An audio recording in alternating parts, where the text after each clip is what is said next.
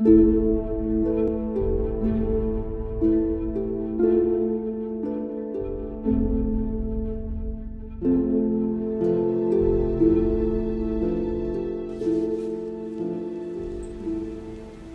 some of the previous videos, I've tried to retrace the causes of anger in order to find the deepest and clearest, purest thirst of justice in the soul of man. When you try to discern what is the true and truthful anger through its expressions in the culture, in daily life, in society, you will find where is the true thirst of anger. We've started looking at that in the Ukraine, in Russia, and I was going to try to discern what is the anger that we see in Western society, in democratic society, in our, let's say, Western European society and North America. Where is the anger? And I ran into a problem, because there's very little anger left. There doesn't seem to be anybody angry about abortion, about the fact that the state almost entirely dominates the moral education of your children.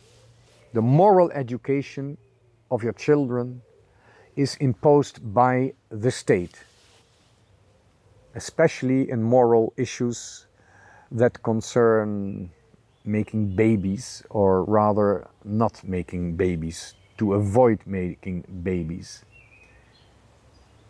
From a very young age, the state decides what children are to believe about the birds and the bees.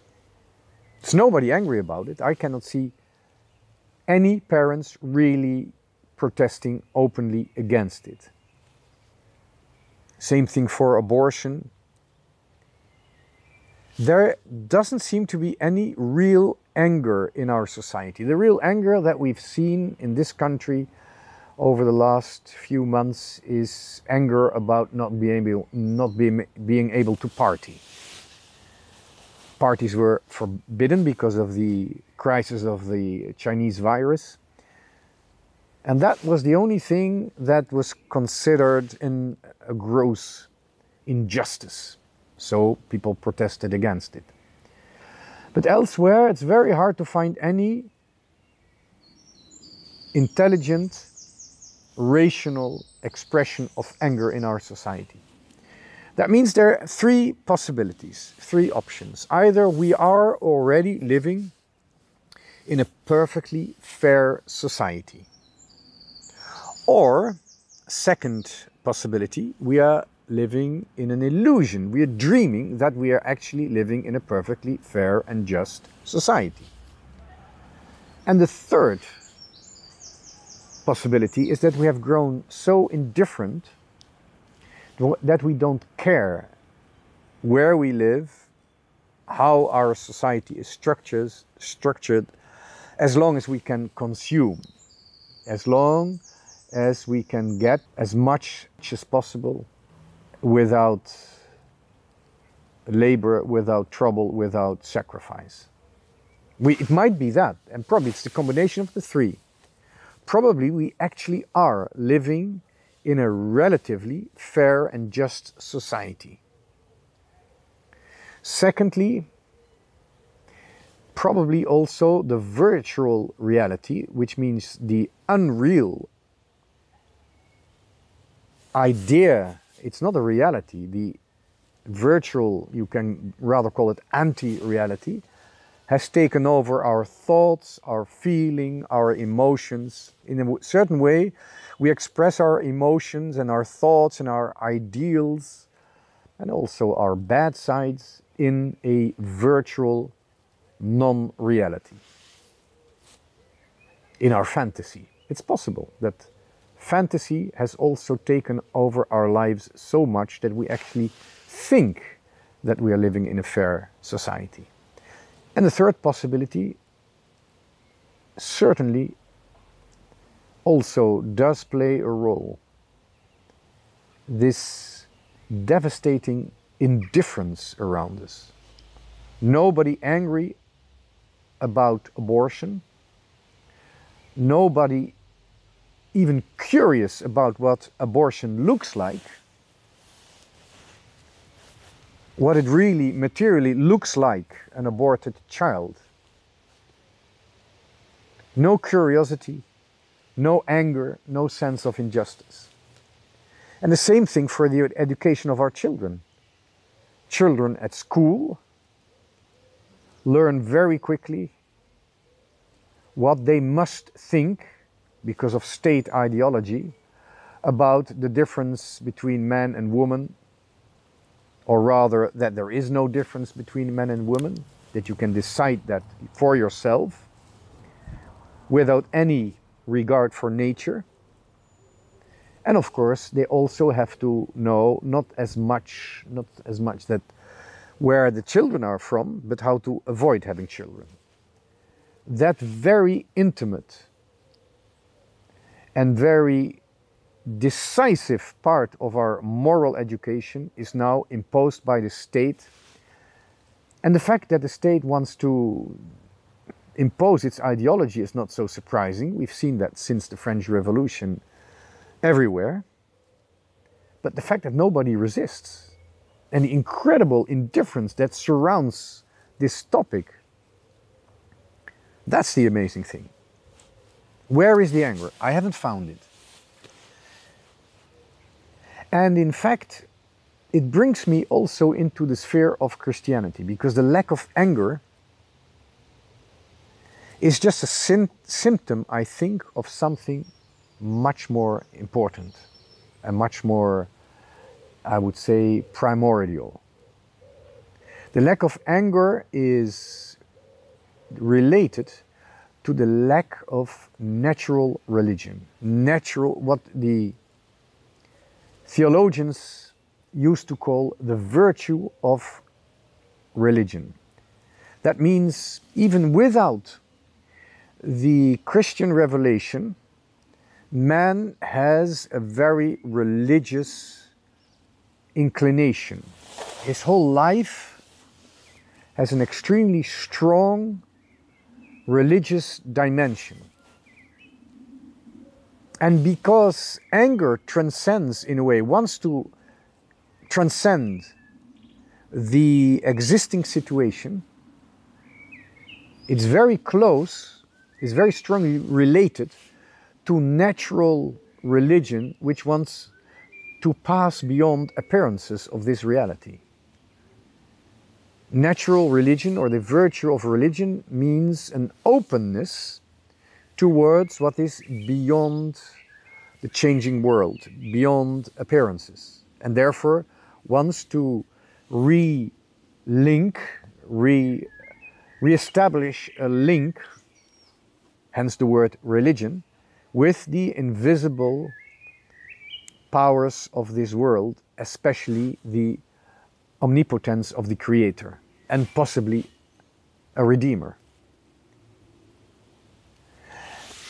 Not just in society, but also in much of the discourse of our Catholic Church today, and I think it's like that everywhere in all Christian churches, there's an incredible lack of understanding of this natural religion, this natural religious attitude, this openness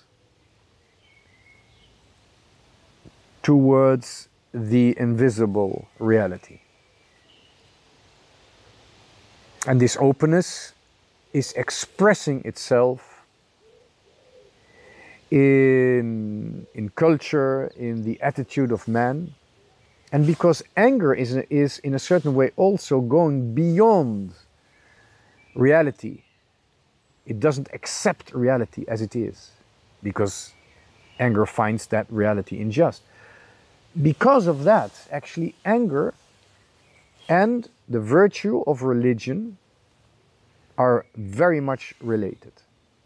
And that's why, before the revelation of Jesus Christ, war was very strongly related to religion. And not because religion caused war, but because war caused religion. War was like a collective expression of anger, even when the reasons for that anger were unjust. But war was an expression of anger, use of force against something that is considered the enemy. And this collective anger, because there is a risk of death, it really is at the gates of our existence. It's at the outskirts, near the frontiers of our existence. So war was naturally very much linked to religion. That's not a scandal, that's natural. Now, this complete absence of the virtue of religion or understanding in the discourse of my Catholic Church, I find extremely worrying and very sad. Because it also means that the thirst for justice, the real thirst for justice, and the will to change it and take responsible action in order to establish justice, it is diluted. If not, it is disappearing. Now, what I find remarkable is that Jordan Peterson owes his popularity and his authority to the fact that he describes and analyzes, in fact, the foundation of this virtue of religion. He describes in detail and argues in a very intelligent way about this fundamental attitude of man, which actually is his religious character, his religious inclination. And that's why in the coming videos I want to sort of comment on some of the things that Jordan Peterson has said and point out that they really are describing what John Peterson says actually describes the sense of natural religion that has so much disappeared from the discourse of our Catholic Church, in the preaching, in the counseling. Jordan Peterson gives even very correct spiritual advice, and it starts with very fundamental things that your daddy at home should have told you. Unfortunately, it is very often no longer told because father is unknown, absent, or too busy with other things.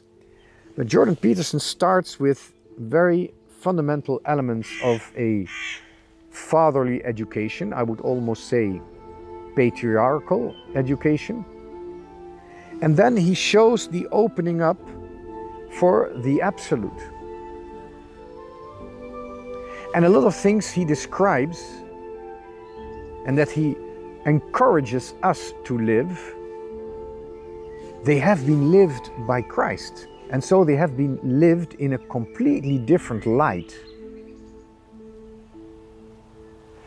In the following videos, I will try, I'll do my best to comment on some of the things that Jordan Peterson says and show that they really are elements of natural religion, although he doesn't call it that.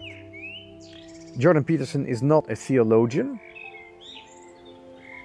and that's why it's so nice to dialogue with him, even if it's not face to face, because he limits himself very much to his own domain.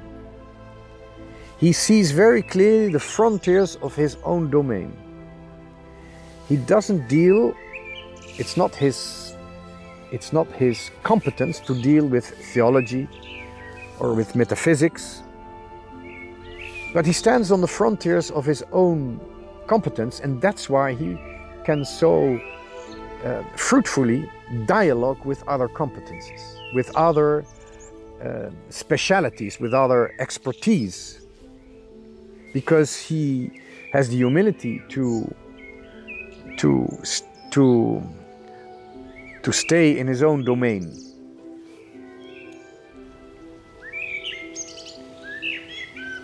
I hope in the coming videos you will understand what I mean.